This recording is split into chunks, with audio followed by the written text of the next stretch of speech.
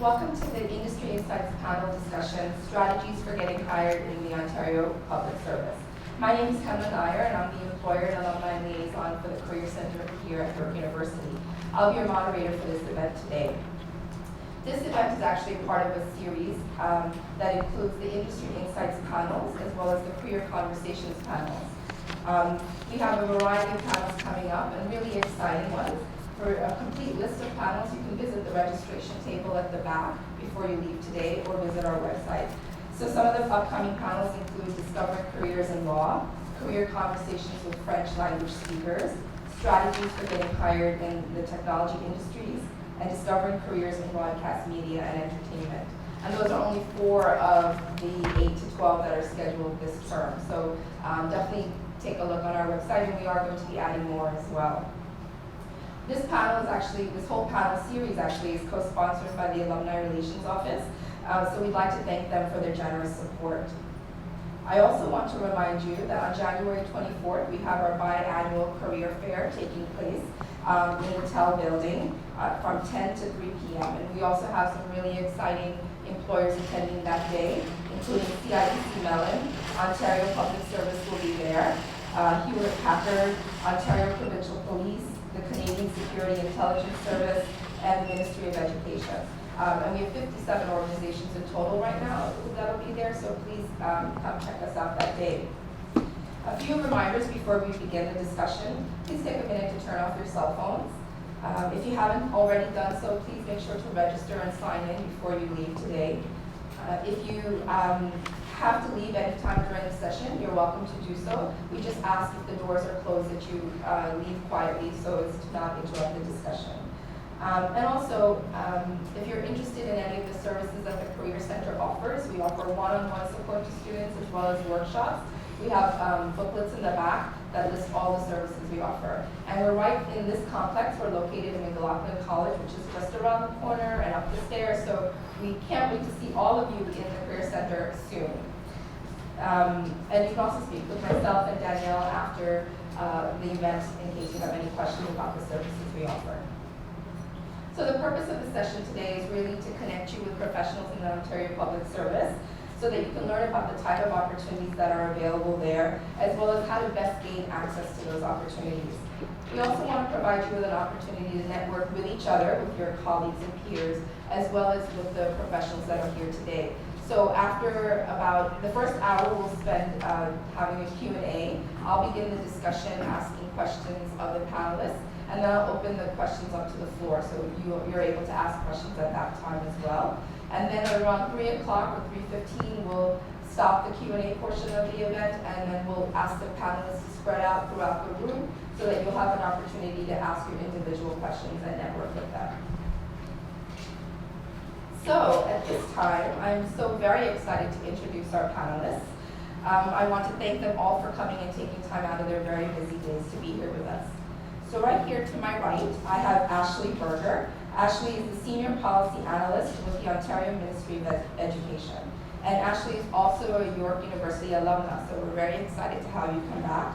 She graduated from the MPA Public Policy and Administration and Law program, Master's, as well as got her BA here as well in International Relations and Hispanic Studies. Next to Ashley, we have Wayne. Welcome, Wayne. He is also a York University alumnus, and he is a Senior Manager of Business Analysis and Measurement with the Ontario Ministry of Children and Youth Services. Next to Wayne, we have Angela Ma. Angela is Recruitment Consultant with the Ontario Ministry of Government Services. Next to Angela, we have Lisa. Lisa is also a York University alumna. She's Team Lead, Market Housing Unit, Ontario Ministry of Municipal Affairs and Housing. Next to Lisa, we have Luan, and Luan is an economist with the Ontario Ministry of Finance. And next we have Ian. So, Ian is Deputy Registrar for Private Security Investigative Services Branch, Ministry of Community Safety and Correctional Services. Free tuition for anyone who can remember that. Welcome to everyone, and thank you so much for being here. So I'd like to start the discussion off by asking each panelist to briefly give us a description of the department that you work in and your role in that department. So we'll start with Ashley and then work our way toward Ian. Okay, thank you. So as she's mentioned, I'm with the Ministry of Education, specifically with the Early Learning Division. And I work in policy, so I'm a senior policy analyst, and I work predominantly on policy related to childcare and full-day kindergarten. But within my division, we have the policy and program branch. We also have an implementation branch. Those are the folks that work in the field and liaise directly with school boards and childcare centers and municipalities with respect to funding decisions and other types of contracts. And we also have a licensing branch, which is responsible for going into the individual childcare centers and performing licensing visits. Thank you. So, I have two jobs. Right now, I am on secondment to a project. This is the Minister of Children and Youth Services largest project. It's probably the 5th largest project in the Ontario government right now. It's a $150 million 5 or 6 year project. It's in the child welfare, child protection area. We're amalgamating and putting out a new system for the 47 children's aid societies in the province. And my responsibility is on the business side. I'm the business lead for the project, so it involves linking in with the policy, the operations with each of the children's aid societies in the province, as well as working through. At the same time, the government is amalgamating a bunch of children's societies, so we're tied in with the amalgamation of the societies at the same time as we roll out the system. So, Great, thank you. Okay. So again, my name is Angela, and I'm a recruitment consultant with HR Ontario. My role is mainly working with hiring managers in the OPS, specifically in children and youth services and community and social services, and I help the managers hire talented individuals like yourself. And when I started in the OPS, I started in the internship, so I'm happy to answer any questions around internships, co-ops, summer opportunities, and also any recruitment-related questions. Hi, my name is Lisa Morgan, and I'm a team lead in the Ministry of Municipal Affairs and Housing in the Housing Policy branch. So this is actually a new job for me. I'm actually just about, as of today, 1 month into it. So thank you. So now this is almost like a bit of a pop quiz, if I can tell you exactly what everybody in the branch does. So basically we work on housing policy for housing across Ontario, which has many aspects involved with that. One of it is working with municipalities that work to make the local housing vision come to fruition. Another part of it is thinking about social housing policies and long-term affordable housing strategies. And the other parts of it have to do with doing research and providing advice to ministers and working with stakeholders to make things come to fruition. So at the moment, I'm tasked with a project to support the long-term housing strategy for Ontario. My name is Luan. I'm from the Ministry of Finance, working there as an economist, and I think I'm just going to quickly talk about what the ministry does. The ministry, it provides, it's the primary source of economic and fiscal advice for the Ontario government. So when it comes to a policy change, if the government's contemplating it, what we are tasked to do is provide analysis on it. So just to pick a random example of thin air, if they wanted to raise minimum wages, okay, so how does that affect economy? How does that affect unemployment? How does that affect just the individuals, right, you and I? Then how is that going to translate into revenue impacts for the Ontario government? That type of analysis is what the Ministry of Finance primary source tasked with, and we also provide oversight and support for the other ministries within the Ontario government as well. What is my role within the ministry as an economist, which is like a position that has like a bit of a mystical feel to it, because people don't really understand what an economist does, right? So basically the way that I think I look at numbers, I look at data, I look at information, and there's a lot of information, data, and numbers, and I try to make a story from that. I try to spot a trend from that. I try to see if there's something special going on and try to communicate that to decision makers, which is particularly hard to convince them of something that's that technical, but that's kind of what I do. Great, thank you for demystifying economists to us. That might actually make it more confusing, I don't know. Thank you, Ian. As Nina said, my position as Deputy Registrar with the Private Security Investigative Services branch at our Ministry of Community Safety and Correctional Services is responsible for regulating the entire security and private investigations and the agencies that they work for in the province of Ontario. My position, as I said, as similar to my colleague down here, is in the senior leadership team. I've been a public servant for 18 years in security and enforcement, and I've been with the OPS for 7 years. Thank you. So I know for me, and I can imagine for many of the students here, the Ontario government seems like a difficult nut to crack. So before we talk about how they might get their foot in the door, could you tell us a little bit about how each of you got your foot in the door? How did you get the job? Where did you find it? Do you want to start should we start over there with you, Ian? My commitment to public service began back in 1995 after graduating from my university back in the UK with a Bachelor of Science degree in engineering. I knew that I didn't want to be an engineer in the private sector, working for the oil industry at the time, coming straight out of university into an engineering position in the oil industry. But there's a lot of public service in our family, and it was logical that I would want to go into public service. I joined policing service in the UK pretty much straight out of university, and was there for 10 years altogether. Then my wife, who's a Canadian, wanted to come back to Canada, and I just kept applying for positions within the Ontario Public Service. Once we arrived here in 2005, I gained a position with the Ministry of Revenue, my colleague here in Finance, and earlier last year I gained a position with our Ministry in Community Safety and Correctional Services. But I love it, I really do. I love being in public service. It's the motivating factor for me, and always has been for the last 18 years. So I don't come from the same line of public service like lineage. Being from a family that just immigrated from Vietnam, my parents didn't even know what an economist is, much like most of the people in this room right now. But my humble beginnings in the public service basically began when, I think in the summer of 2009, I just applied for a summer job, which was paying, I think, minimum wage at the time within the Ministry of Finance. So I was completing my master's, and I decided to take 4 or 5 months off, just because like for the master's you need to take 4 or 5 months off. And I started working as a summer student within the ministry, within the very unit that I'm working right now.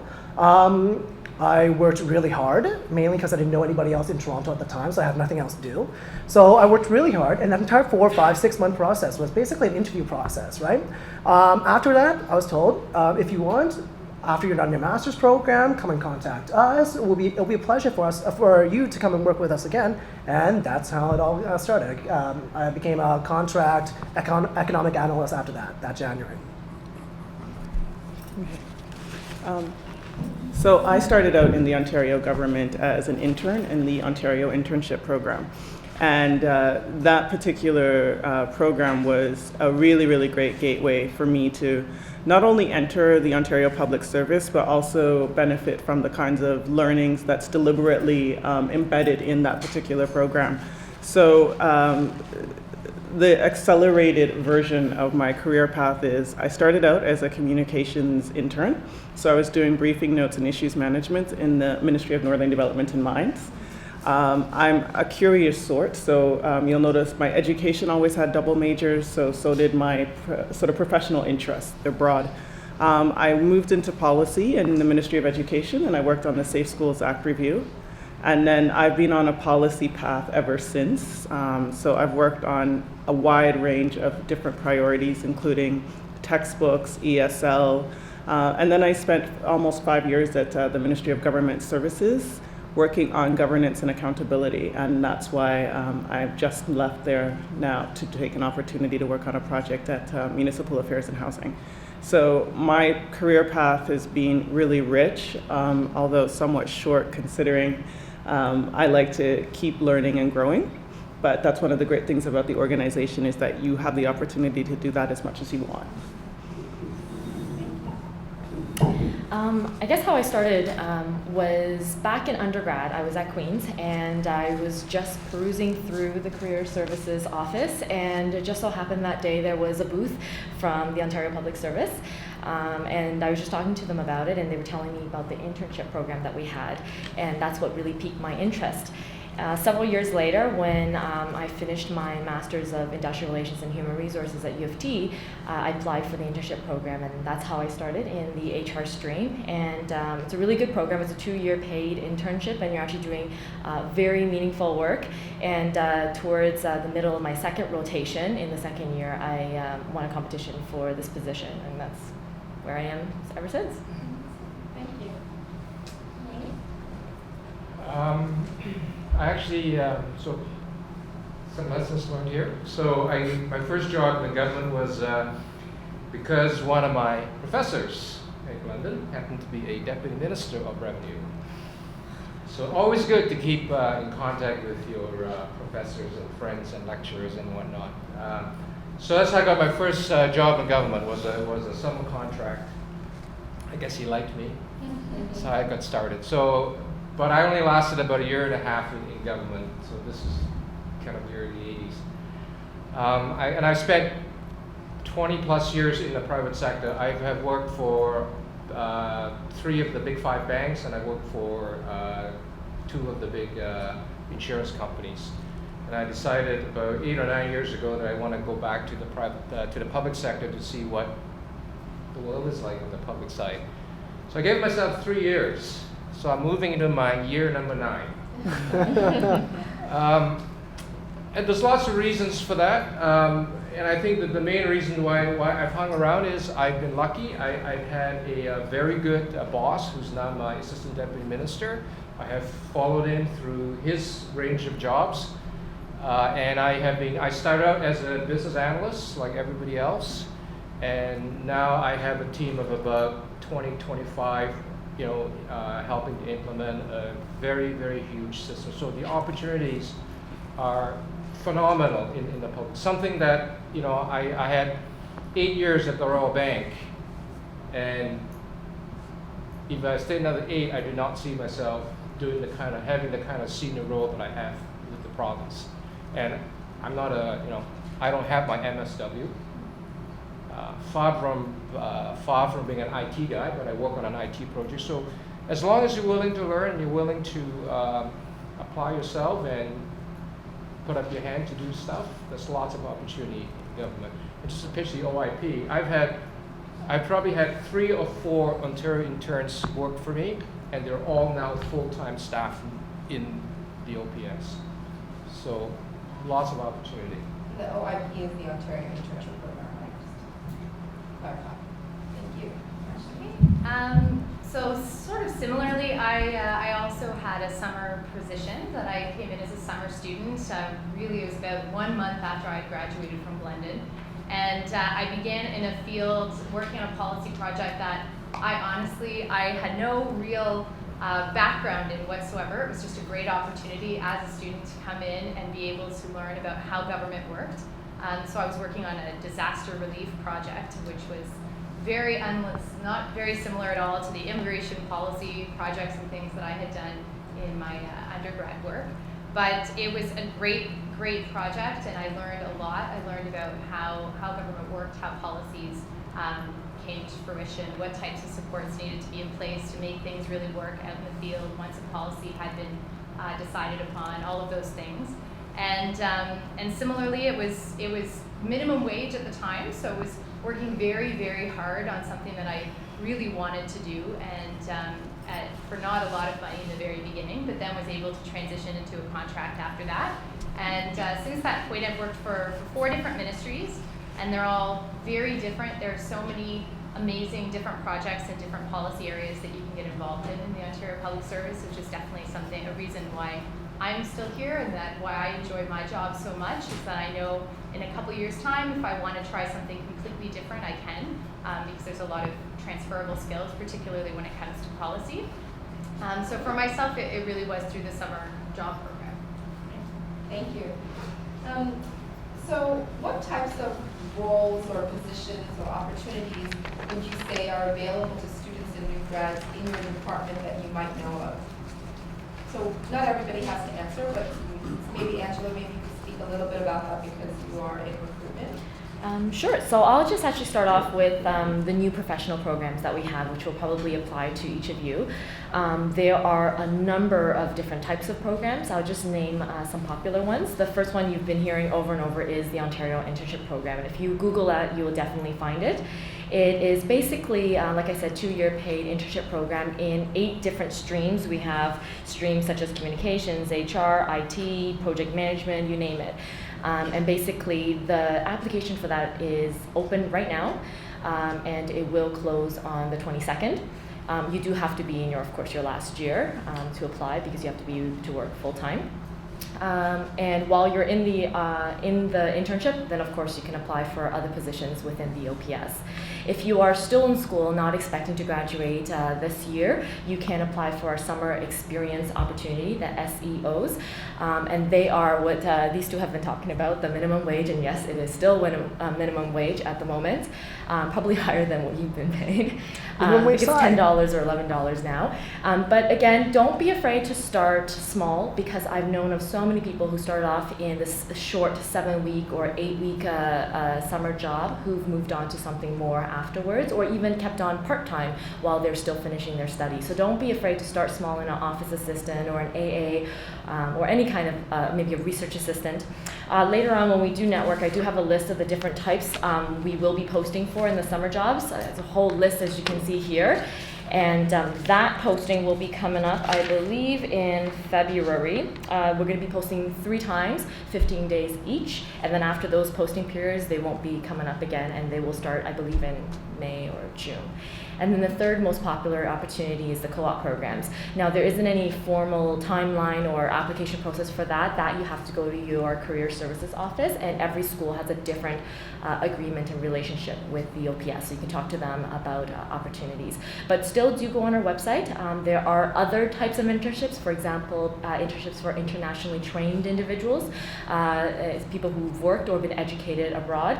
There's internships for that as well. So just go online and check. Just click on, we're going to give you these bookmarks with our websites on it, /careers, and there you will find a button called New Professionals, I believe, and that'll give you all the information.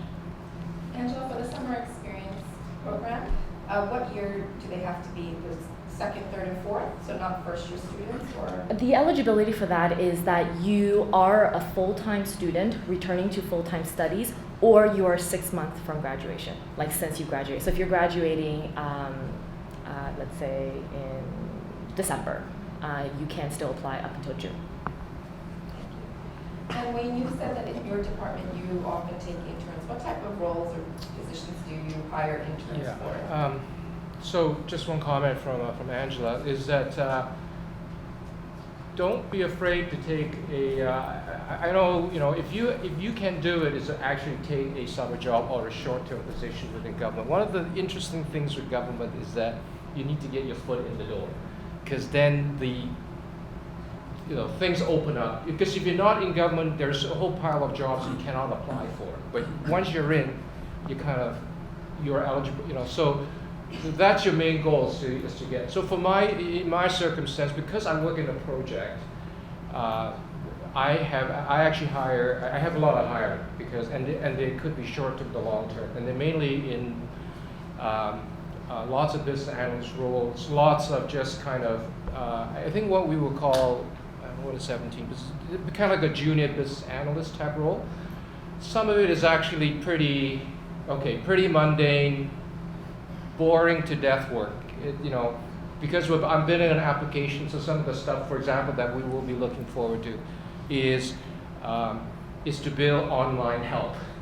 Like that's death-defyingly boring. It's cutting and pasting and making sure it's in the right fields and make sure that it pops up.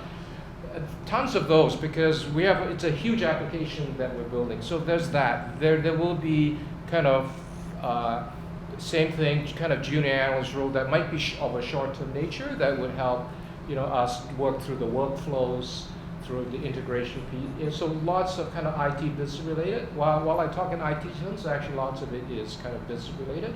And unfortunately right now, because of where we're in the OPS, and also because we're in a project, most of the hiring that we do is actually on a short-term basis. So I will look through the internship programs. I have a co-op soon actually to start this week. I've had a lot of success with the internationally trained co-op program. I've had 4 or 5 people from that. I think, and actually all of them, actually funny enough, has actually got positions in the OPS after that. So make sure if you want to come to government, it's a good place to work, but don't be afraid to start at a short-term contract, because you really need to get your foot in the door to open yourself up to the rest of the opportunities that lie kind of on the other side of the wall. Thank you.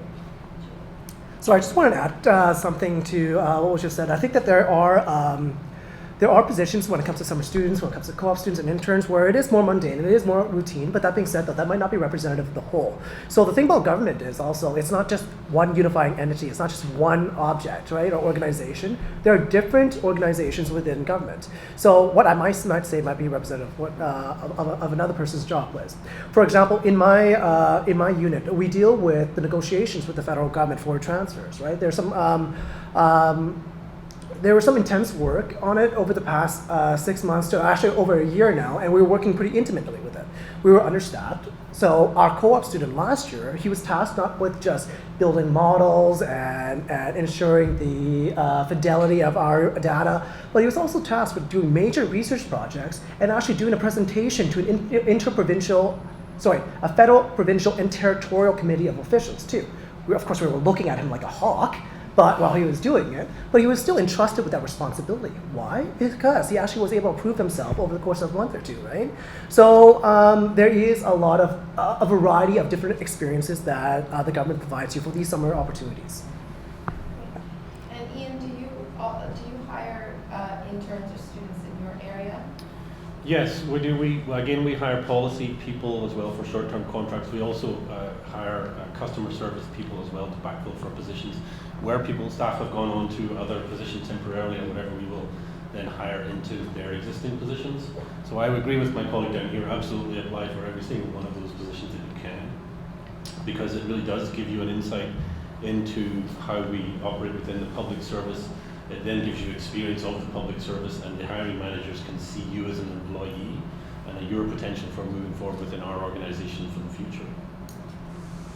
Lisa, did you want to add something? Yeah, I think that one of the best things is also one of the most complex things about the OPS. It's a huge organization that's composed of really amazing people. And having said that, I think that, being open-minded to what's available is important, and seizing every opportunity is, but also knowing that timing is really, really instrumental in dictating what kind of experience and opportunities will come your way. So when I started out as an intern, I did not know of the Ministry of Northern Development and Mines. It was a small regional ministry. It has been a phenomenal element of guiding the policy work that I do.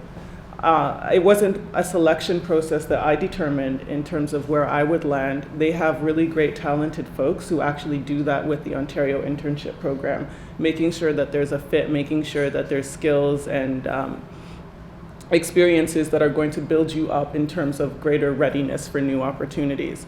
But I wrote speeches for ministers who made announcements that had significant impacts, and I wrote over a dozen of them.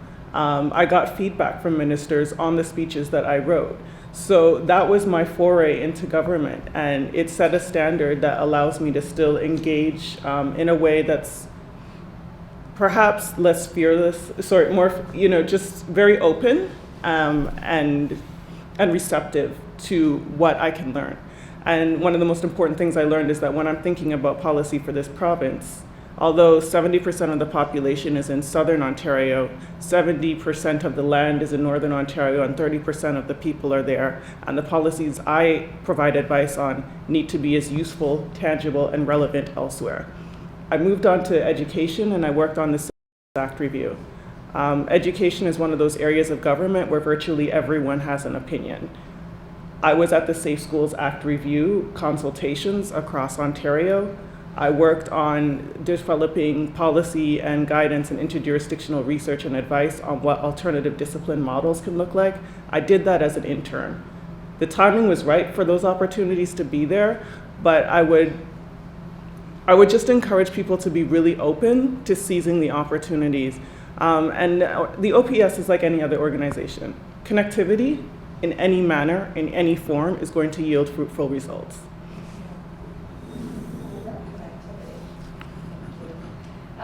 So I'm going to ask one more question. I have a lot, but I will open up the questions to the floor. If you could just describe what the recruitment process is like, both for the internships as well as maybe the new grads, what is the application process like? So they fill out an application online, and then what happens? Do you want me to do the intern or you want to do it? Angela? I would just speak very generally, and then I'll let my colleagues take over. So in terms of the internships and summer opportunity programs, I don't believe a resume and cover letter is actually required. They have a series of questions that they ask standard across the board. So it's all online, and you just fill out those answers, and then it goes into this big pool. Typically for the internship program, there's over thousands of applications that we receive, so of course fairly competitive. And then once you pass, if you get selected through the initial application process, then there is a test, usually like a communications test or a presentation. And then after that, there will be a face-to-face interview with the panel, reference checking, and then that's when the whole, then you get offered a position. This whole process sounds really quick, but it does take some time. If you apply in January, you're likely to hear back in April. So you're on the edge of your seat for a few months, but don't be surprised. It happens when you have to weed through thousands of applications. I think similarly that happens for the summer experience programs as well, just that it's a little bit faster. It's probably done within 2 months. Now for regular applications, if you just surf our website and then you look for a particular job that's actually posted, you apply, and then afterwards, after a couple of weeks, you should hear back in terms of whether or not you get an interview. It's pretty straightforward, I think. And sorry, Angela, in terms of the application, are you allowed to tell us what kind of things they're looking for in terms of, how is it? Yeah, that's top secret? Yeah, it's a very good question, and lots of myths around it. First of all, we want you to know that when we are screening your applications, there is no computer system that does it. Your application is read word by word, your cover letter, your resume, by a physical human being. So we want you to know that. There's a lot of misconception around that. So it's not just about putting in the buzzwords, it's not just about putting in the keywords or copying and pasting from the job ad. What I would recommend that when you see a job ad, look under the section, what are we looking for? That section, that is where we put all the skills and knowledge and qualifications that we are looking for. So you should make sure that you speak to each of the requirements that we are looking for, because it's almost like a rubric you have in school.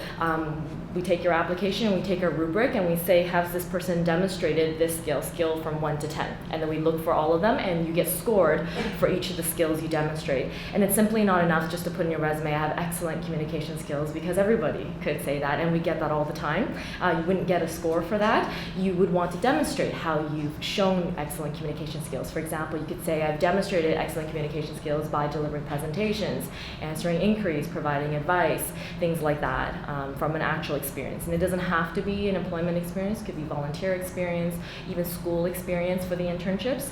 I think that's mainly it. Yeah, great. And I want to plug the Career Center here a little bit. This is where your Career Center really can help you, even though a resume and a cover letter may not be required for this application process. Certainly, the Career Center staff and the advisors can assist you in really looking at how to get your skills and accomplishments down so that when you are completing the application, you're ready with that information. So definitely come visit us and check in with us. Ian, and then we'll go to Lisa. Sorry, Ian. Yeah, I just want to focus for a second on what Angela just said. I see, if we have postings, I see approximately 700 resumes for each posting that we have. We spend as hiring managers, we spend a considerable amount of time, sometimes months, liaising with our colleagues in HR to make those adverts happen. To actually get the funding and get the approvals to have these postings out there takes an inordinate amount of time. Your resume, as Angela said, should prioritize your skills according to the advert. If I had $1 for every time I've read a resume, which is clearly a generic one, that has not been amended to suit the advert, and a covering letter or that has again not been amended to suit the actual advert that we have out there, we will look at those. We'll still read them because we are duty bound to read them, but you really do have to read those adverts for what we're looking for and prioritize both your covering letter and your resume to suit. I want to be such and such because I have 5 years experience doing whatever. You really have to catch the attention of the hiring manager within the first 2 to 3 lines to explain why you are better than one of the other 700 candidates who comes our way looking for that position. I have had, when I was with the Ministry of Revenue as a hiring manager for inspectors there, I had somebody write a covering letter applying for the position of Inspector for Ministry of Environment. So obviously we read it because that person may still be of interest, but if they haven't taken the time, effort and care to put together an actual application for the actual posting, then it's very unlikely that you would even get to an interview. Thank you. Lisa? Sorry, I just wanted to sort of build on what Angela was saying. One of the main things that I observed as I transitioned from being a student and becoming a new professional is that the formulas for garnering attention when you're trying to list your skills and assets and talents can be really complex. And one of the things that I really liked about the OIP application was the fact that whatever style of resume you had became irrelevant. What was key was how you were able to relay your talents and abilities. And I think that when you're trying to get your foot in the door, it's so important to really be able to distill what sets you apart in a way that is easy for people to understand and engaging. So I recognize that, you know what, there's a tremendous amount of different ways you can arrange your skills and experiences, but ultimately it's your ability to relay it effectively that's going to be really instrumental. And I'm hoping you're gracious with yourselves as you sort of go forward with that and recognize that whenever you get the opportunity to do that, put that at the forefront of whatever it is that you're seeking to apply for, and get feedback as well. And we could talk about that more afterwards if you like, but I think an achievement-based gaze on your part makes it easy for people to see the talent that you have to offer. Thank you. Luan and then Wayne. So I'm going to add another consideration in there that's going to make this your job a little bit more complex. So I mean, comprehensiveness is actually it is key. You have to have all the right words in your application. But that being said, though, like my colleague just said, he has to read 700 applications for every posting, right? Brevity is also a virtue as well. So how do you ensure comprehensiveness and being concise at the same time? Well, that's a skill that you have to master, right? So I was asked at one of these prior events, how many pages should your cover letter be? How many pages should your resume be? And to tell the truth, I said, I don't know. It depends on what you have to say. Don't add more than you need, but make sure you have everything that you need, right? It's not like we asked for 4 pages, so you have to throw everything under the sun in there. It's just if you need 2 pages, then that's all, and then save the reader some time. Thank you. Wayne? Okay, so let me add to that just a couple of things. So you have both your covering letter and you have your resume. If you're applying for there are lots of jobs in government. I spend probably more than half my time writing notes, speeches, briefing notes, and all that. So writing and communication skills is very important. So you need to be able to show that in your covering letter, not a standard covering letter, but you need to be able to show your communication and your writing skill in your covering letter. Your resume can be point form, and that's fine. You know, particularly where you have a lot of things that you want to bring the forefront point from a strength, but your covering letter has to indicate at least you have some communication skills and you have the ability to sell yourself. I think that's kind of pretty important. I think so far, the thing I really want to talk about is that so far we've talked about the formal processes of applying for a job in government, and there are lots of formal processes. But unfortunately, formal process, I'll give an indication of my experience. From the time that I applied for the job till I actually got the phone call that said, when can you start, was almost 7 months. So what do you do, right? I mean, I was actually about the company I was working for Canada Life at the time, and Canada Life was bought by Great West. I actually had an offer in hand from Great West to move to London, to London Life in order to do the same work I was doing. I was ready to move, but I figured, I had the interview. So patience is probably a very good virtue if you're going through the formal process, because sometimes it's just, it's just time, and it's just, okay, reading resumes is not a high priority, unless we're really, really strapped for staff. So, I mean, that's just one of the facts of life. However, on the informal side, talk to that a bit, because as a manager, I have lots of discretion about how I hire. I don't actually need to go, Andrew doesn't want to hear this, but we have discretion on how we bring people in. We can bring people in on a short-term basis as a look-see, and that's how I operate the project because, you know, I can't bring in permanent full-time staff because in about 4 years, the project is going to end. So we're not bringing in full-time staff with nowhere else to put them, right? So I have discretion to do that, and every manager in the OPS has that discretion. So part of the informal process is to actually pick up the phone in an area you might want to, and I think we're all, I don't want to talk for everybody, at least I'm open, and in my ministry and in my own position, and my directors and my ADM is open to talking to people who say, you know what, I'm kind of interested, I'm looking at the area of what you're doing, I'm interested in child welfare, or I'm interested in working in a big deployment, an enterprise system, can you give me half an hour to come in? We're all open to that. I've done that a few times. In fact, actually, a couple of years ago I was here, I've talked to a couple of students after the session, they've come down. Make sure you avail yourself of those informal channels, because the informal channels are probably, one, slightly faster, and two, then you're not relying on your letter and your resume to sell you. So you really just get a little bit of the face-to-face, because I think that's probably important, and particularly these days where we're getting 800, 900, 1,000. We had a communications ad for the communications person for the project. I had 1,100 resumes. So, you know, so make sure you use those informal channels and, you know, pick up the phone, or professors, friends.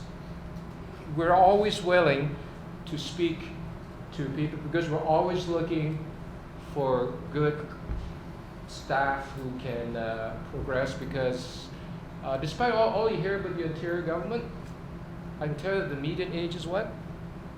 What is the median age in government? Oh, I don't know that. 47, thereabouts. So you can imagine how many come in for retirement. Almost what? I think 20%. 20% of the OPS in the next few years is coming up for retirement.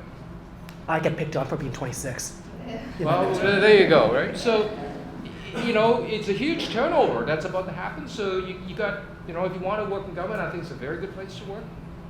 Thank you. Don't just use your formal processes.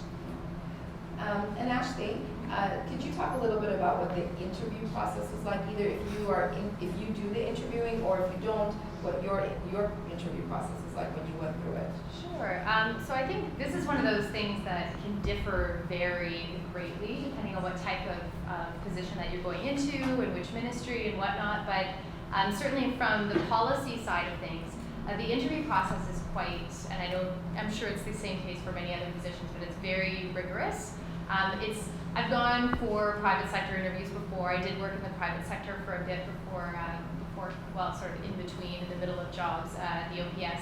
And it is very different. It's not just about sort of feeling the person out and asking some of those questions about why do you think you're the best fit and things like that. I mean, those questions do come up, but certainly the interview process in terms of the questions themselves can also be quite technical depending on which area you're in. So for the area that I'm in right now, for instance, one of the questions that came up in the interview for my position was about, you know, what are some of the key ministry initiatives that are ongoing right now? Maybe what are some of the key challenges that exist, and what are some possible solutions that you could see to overcoming those issues? All of those types of questions are possible. There's also questions around fit and about describe, you know, the full policy process, or when you've been involved in these types of initiatives, or what knowledge do you have of different types of techniques to overcome this or overcome that. So it's the variety of questions can be quite huge, but you really just, the biggest piece of advice I would have would be to read as much as possible about the area that you have an interview in. So about the ministry, but also about that particular branch, and if there's any specific projects that are ongoing. It's a really good idea to understand what's happening, maybe what legislation or regulations are associated with that project. All of those things are important. And most interviews, particularly, certainly for policy positions, they're also accompanied by other components. So usually there'll be some form of written test, if you will, which often in my case has usually been, you know, here's a bunch of articles. We want you to put together a briefing note or an information note and describing, you know, what's the key information, what's the background information, what are the recommended solutions, etc. And then sometimes you may have to present that briefing note then in front of the interview committee to be able to show that you also have the presentation skills. Sometimes you have to prepare a presentation in advance. you're provided with, say, 2 or 3 days to put everything together. And again, my biggest piece of advice would be to be as structured as possible in your responses. So to always be in a situation where you're explaining what's the background, what's the current situation, and how do you recommend moving forward. That's typically the way that it's structured, at least for policy positions. To really do your homework. Ian and then Luan. I think Ma was, you wanted to go first? So I think I'll be really quick. The few resources, as Ashley said, be prepared for the interview. They're going to rely on a variety of questions, and some of those questions are going to be based on government priorities. Where do you get information on government priorities? So the resources that I typically find very useful are the annual budgets, the full economic statement, the speech from the throne, the website. So I think when you go into the interview, just take a quick scan of the relevant areas in those documents, and I think that should adequately prepare you for the government priorities. Going back between that private sector and public sector difference when it comes to interview, right before my interview for the public sector, I went to the private sector one, and it was one interviewer, and it's basically conversational, right? It's just 2 people having a conversation, they're just trying to feel you out. But then after that, I went into the public sector one, and I was just trying to be affable in front of this panel of 3 interviewers. First of all, you have to understand that there's going to be a panel. Secondly, they're going to have their head down and writing the entire time. So I don't know, for me, that changed the dynamic of it. I think the easiest way of saying it is it's awkward. Like if you say something funny, they're not gonna laugh at you. They're just going to keep on writing, right? So you're thinking, oh, that throws you off.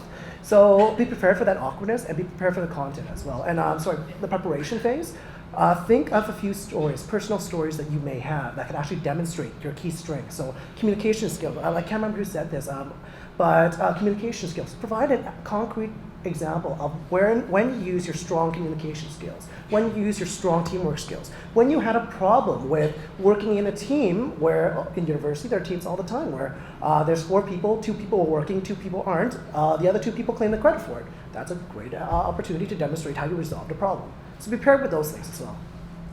Sorry, taking your time. Yes, no, that's pretty much, some of that was pretty much what I was going to say as well. The key resource for any government position, there's 2 key resources.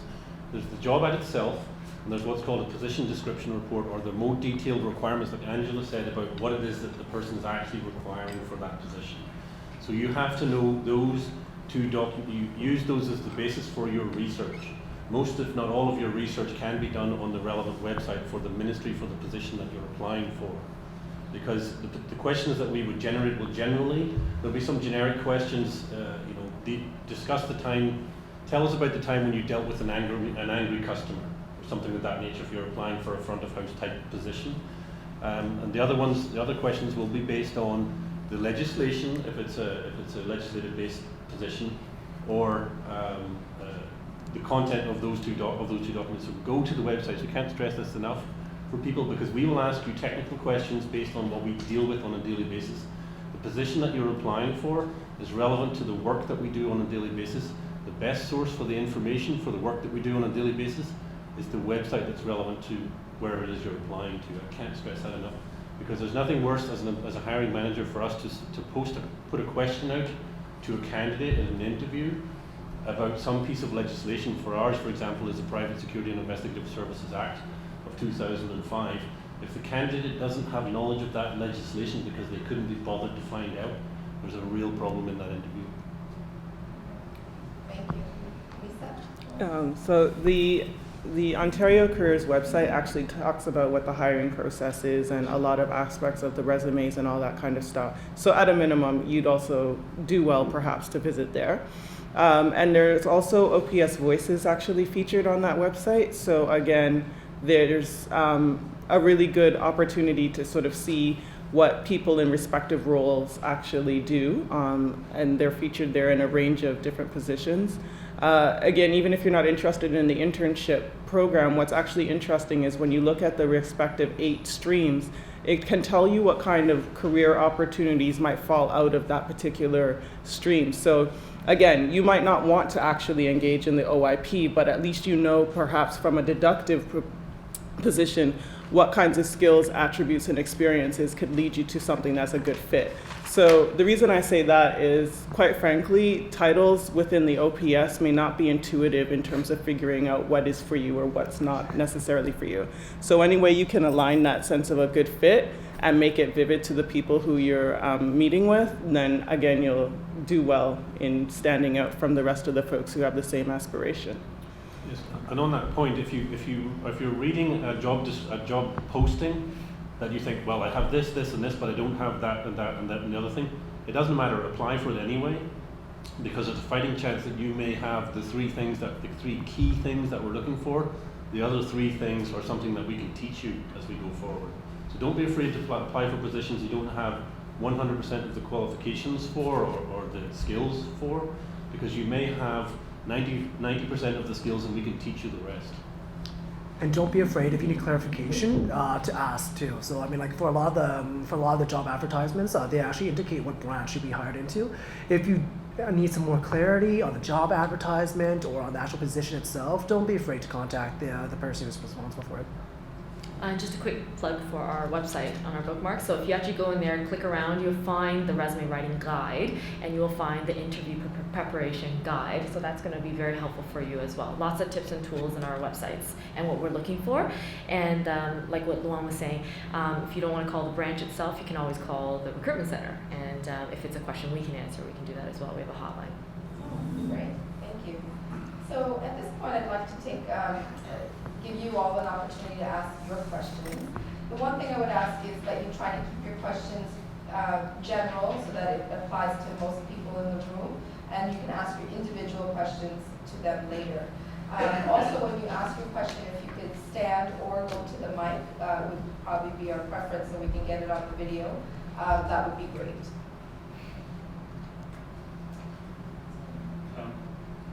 I have a question about because I've been perusing some of the job ads, and I have a question about what you just mentioned, Ian, about applying even if you don't have all the qualifications, or you don't think you have all the qualifications. And other people had mentioned earlier to make sure when you're doing your cover letter and your resume that you make sure that you show that you meet all the qualifications. So how do you address that if you feel like you don't necessarily fit the list of 10 things, but you want to make sure that you address them in your cover letter without making stuff up or without how do you deal with that if you're short maybe one or two of the qualifications, but you want to say that you could learn them? I mean, how should you address them? Some of the postings will have mandatory qualifications, and there's nothing you can do about that. You don't have the qualifications, you don't have the qualifications. What I'm talking about are skill sets. So if there's a list of 10 skill sets that are required, communication skills, personal, whatever else, presentation skills, whatever else, that will be listed there. So you've listed the 6 that you do have, the 4 that you don't have. Seek to find a way from your life that you can identify at least some of that. You may not have, you may not have done 100 presentations, but you've done 10 to the local church, or you've stood up in front of the church, or some such thing. You've done voluntary work that's associated with standing up in front of people to gain confidence in a presentation environment. So you may not have formal experience at doing presentations with PowerPoint and everything else, but you have experience both in your private life and in your public life at work. And put those into that letter, because you prioritize, as I said before, you prioritize in your covering letter the 6 things that you have done and can prove. And then you add in the 4 things that you're kind of marginal on. Put them up there for sure. As I say, we would look for the most qualified candidate, not necessarily someone who has exactly all 10 of these things. So hopefully that helps. And very quickly to add, we are looking for transferable skills as well. So you may not have done that exact thing, and we understand, because maybe in the public you've never worked with one specific type of legislation, but we are looking for transferable skills, the ability, the analytical skills that allow you to interpret or learn a specific type of legislation. And on top of that, it's sort of like an exam. So you might get 0 in one section, but you'll still pass if you do well in the other sections. That's typically how our scoring will work. Thank you. There was a question over there. Did you? No? I was looking to go back to school, and one of the courses that caught my attention was the public administration course. I believe they might have a qualification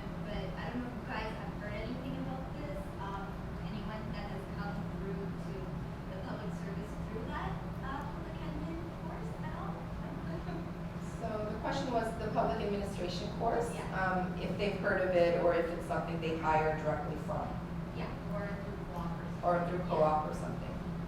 Ashley? Are you talking about a specific course or a full, or do you mean what are the master's programs or bachelor I don't programs? believe I don't know if it's a master's or not. I know there's one at Hunter College. Oh, okay. It's the degree course. Right. And I was looking mostly at that one because I think it's a 2 year.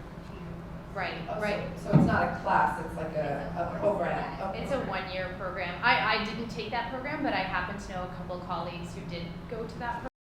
And I know that it includes a co-op experience at the very end of it. And so it certainly resulted in at least a few people that I know that have been able to bridge from those co-op experiences into contract or full-time positions. So it's a good program. There's also a number here. I mean, I did a program here. I did my master's at York in Masters of Public Policy Administration and Law. And in that program, it's a part-time program, so you can be working full-time and then taking courses part-time. And I know for myself that I happened to already be working in the OPS, but it certainly advanced my career as a result of taking that program. And it's because there's lots of speakers that come in that you're able to network with, as Wayne mentioned before. There may be opportunities to have co-op placements or other practical experiences. And even just the networking component to connect with others in the program. So there's a variety of different types of programs out there that do exactly that. They're absolutely worthwhile. So, I guess a good backup to that question also is, or addition is, so do you need a master's degree to get many of the jobs in the OPS? The OPS is very careful that we are completely by merit, so we do not look for specific number of years of experience. We do not look for specific degrees unless, of course, it is a bona fide requirement. So on our job ads, you usually won't see these two items. So it is definitely not a prerequisite to have a master's, although it might help you in terms of how you respond in an interview or how you write your application. One thing I would say about the course as well is it shows a commitment to public service, and that goes a long way with us career public servants.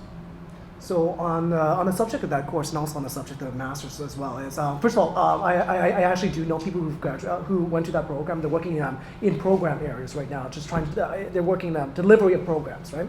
But it's all about how do you use that, all right? How you relate that. So this goes back to the theme that we've been talking about is on your cover letter. If you have that course, can you relate the content you learn from that course to whatever the job you're applying to is, right?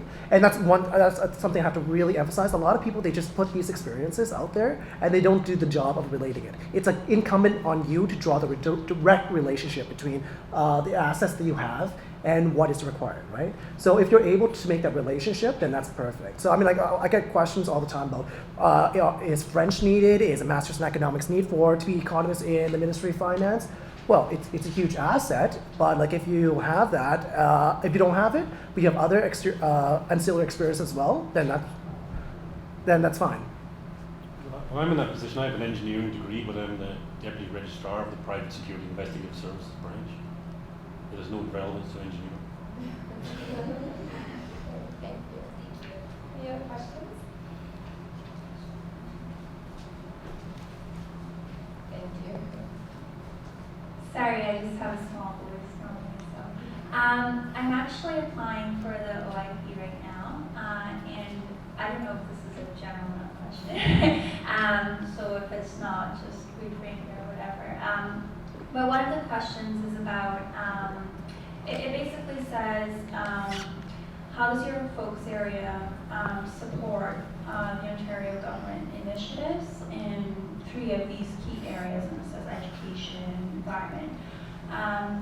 And obviously, I guess there's a lot of initiatives, and I was wondering, is there a good way of finding out what some of the key initiatives are and answering that question? Because I was a little confused about it.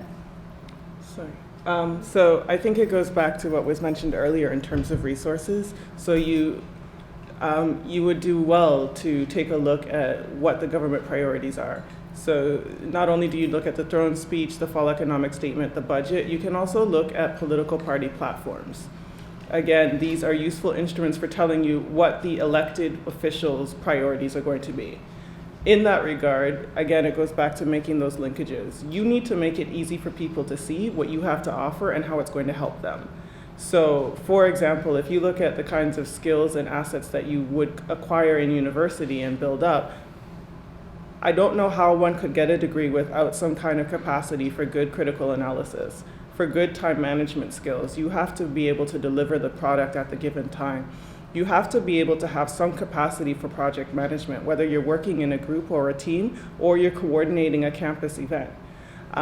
You have to have some level of communication skills, and there's multiple levels of that, whether it's actually done in your tutorials or it's done in a different capacity in student leadership, all of those things. So if you're familiar with it in that case, I mean, one of the arguments I've made, so to speak, for education is that I've actually had exposure to the sector in various capacities. As a student, I briefly worked as an educator, and then later on, I worked as a policy advisor on policies for the education system. So there's multiple perspectives that I can bring to that. And that's part of what you're trying to share with people, is that I may not have it all yet, focus on what you do have, however, here's what I bring to the table. And if you can relay that to them, then it's easy for them to see. You take the guesswork out of it. What you're doing is you're saying, here I am, here's what I have to offer, I'm fabulous, how can we make this work? That's what you go there to do. And it's worth repeating some of the resources that you mentioned again. Political party platforms, annual budgets, the website, and then you mentioned something about speeches. Could you just repeat that?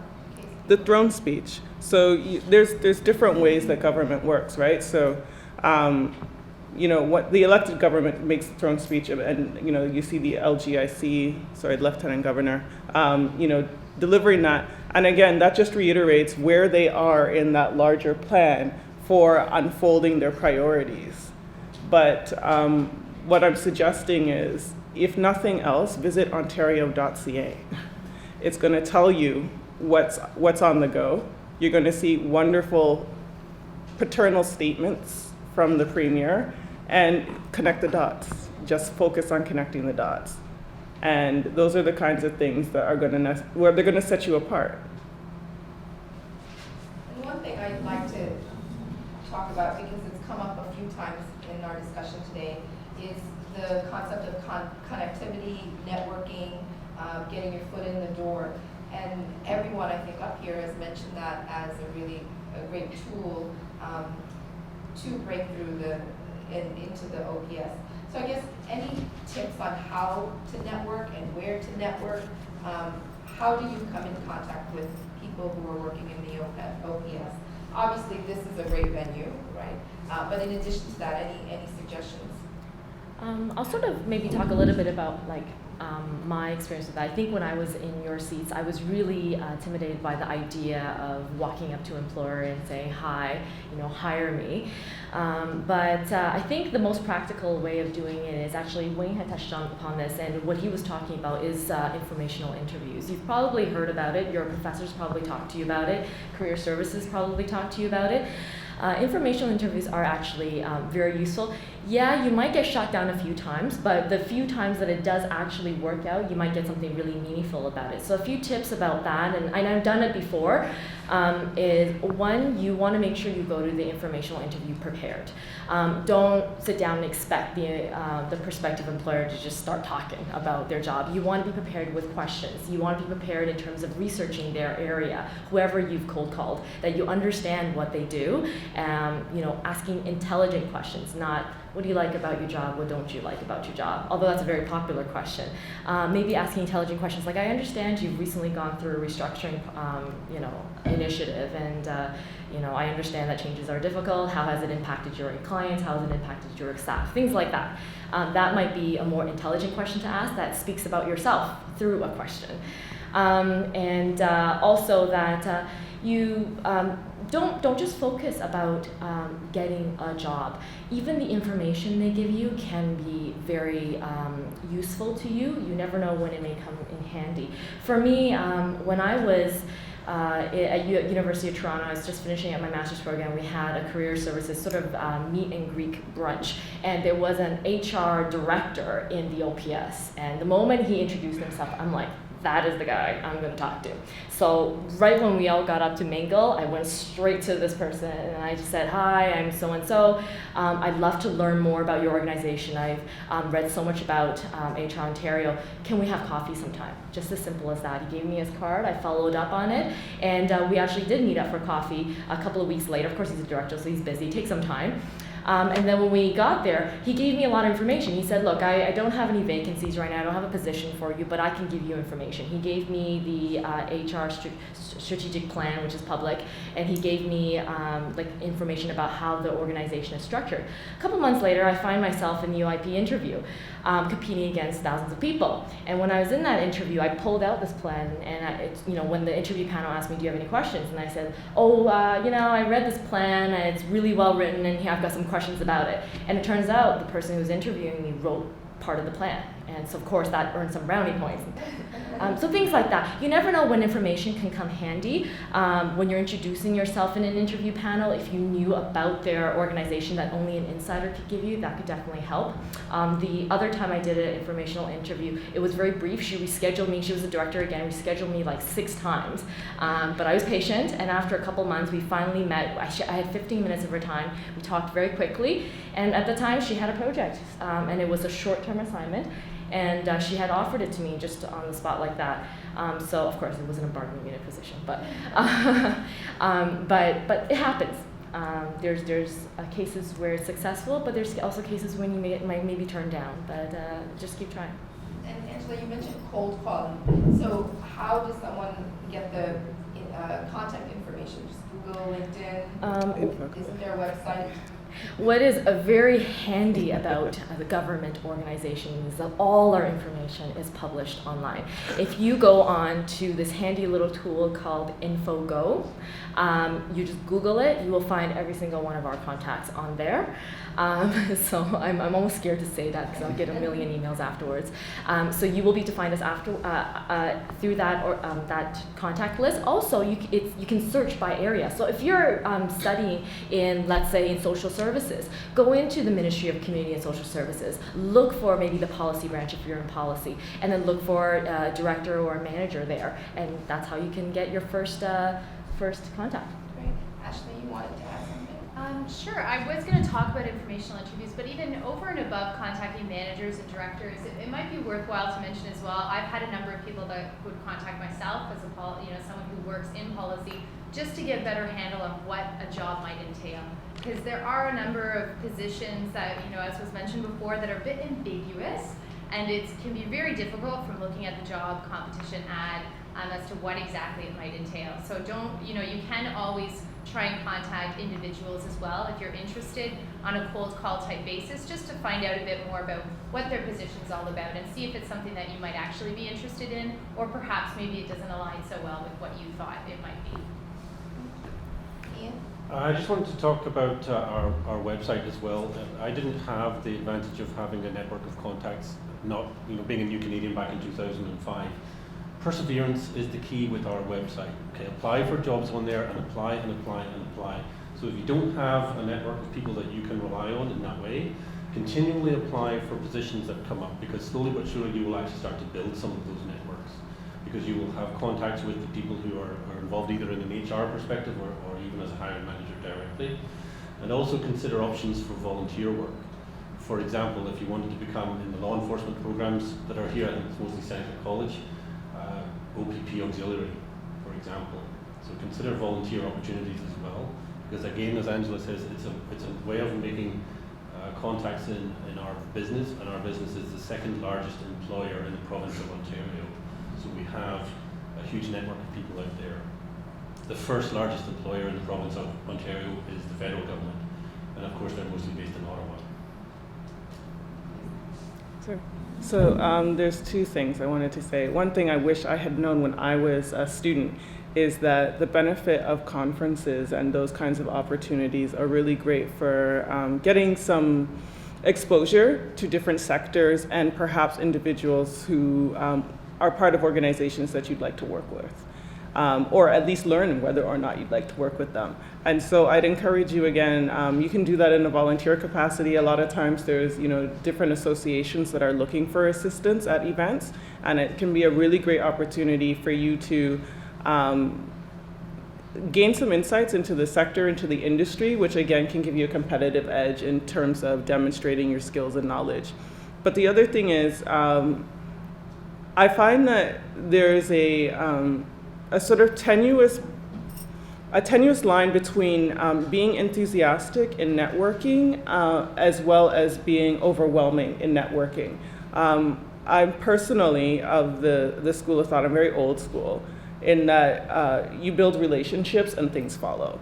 I recognize that that's not necessarily the sexiest version of job hunting these days, but I think ultimately when you get back to basics, it is about building relationships. And we all have that capacity. We're all very well versed in it. And I think that as long as you focus on that as a priority, it makes people very receptive to learning more about you, learning about how you might fit into something and how they might remember you and recall you for opportunities that come up. So I would encourage you to be willing and able to think about that, but spend as much time thinking about what you would like in proportion to what you have to offer. I find that a lot of times there isn't enough balance. So sometimes it's almost like this kind of speed dating circuit where people ask you a blitz of questions and it becomes kind of like a clinical transaction. And what you really want to cultivate is something memorable. And so that memorable piece comes from actually building a relationship and a rapport. And I've had job opportunities follow out of that because, again, it comes back to what's teachable, what's learnable, and what's not transferable. A great attitude, a really positive framework is a great place to build everything else. It's hard to teach someone how to be that way if they're not able to A, intuitively process that, or B, demonstrate it. So I would encourage people to think about that balance, just sort of figuring out how it looks and feels to you. And with cold calling, it's about not being so shy and practice with people. Practice with your friends, practice with people who don't know you. And if you're, sometimes when you're humble, it's hard to talk about yourself. And maybe the key is to think about what people have provided you with feedback about, saying, I noticed that you really managed to plan a great event. People seem to get together really well. You seem to coordinate the tables really well. You manage to make sure the flow goes. Those are things that are useful and they are potentially transferable, but they might not be obvious to you if it's your gift. So talk with people who know you, and then you'll be able to say comfortably, I've been aware or I've been told that I'm really good at X, Y, and Z, especially if you're shy and reluctant to say you don't want to be boastful. That's another way to frame yourself in a very positive way. I think you make some really good points about networking and networking strategically and with passion and not just talking to as many people as you can talk to, but with purpose, so that the people you're talking to you really have an interest in. Mm-hmm. And to that point, again, the Career Center has workshops on networking, resources, and one of the programs that you may or may not have heard of, TASTE. How many of you here have heard of TASTE? Great, that's good. So for those of you who haven't, TASTE is a program called Take a Student to Eat, where the Career Center connects current students with alumni who are working in various fields. And this gives you an opportunity to connect with someone that you have something in common with, that you went to the same institution, but who's also working in an area that you might be interested in. So for example, we do have someone who works for the Ontario government participating, Adriano Mena. He works for one of the ministries, it's on the website, and he is a York University alumnus, and he's willing to take 2 current students out to lunch to talk a little bit about his role within the government and just connect with you. So look at the opportunities that we offer at the Career Center. That might be a good starting point for you if you're not sure where to begin. So you can talk to me about TASTE a little bit later as well. Can I just make a quick point on what was just said? If you're the successful candidate in one of the positions, be it as a summer student or internships or anything of that nature, or short-term contracts, it may not be, as my colleague up here said, it may not be the position that you really want to do, but it is incumbent on you on that short-term contract or short opportunity to overperform. Because we have access to a huge variety of people, that we can pick and choose from in terms of the positions. The ones that stand out are the ones that overperform consistently. And also, if you are not successful in application, make sure that you actually ask for a review and actually ask for some feedback as to why, what went wrong, was there just a better candidate, or were some of your answers a little bit off. That is a huge, like a very helpful learning experience going through interviews. The work itself may be tedious and boring, as my colleague says down there. Generally speaking, we would seek students, for example, to fill these positions because it's tedious and boring. So we give a lot, most of the time as a hiring manager and as a manager within the OPS, a lot of the projects that we would give you as a student may be long, boring and tedious, but it's a test. Good to know. Great. Any other questions?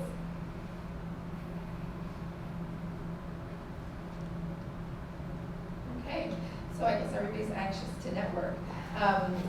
So at this point, I just want to highlight some of the key things that I heard. And certainly it's not all of the wonderful advice that we've gotten, but these are the things that stood out in my mind.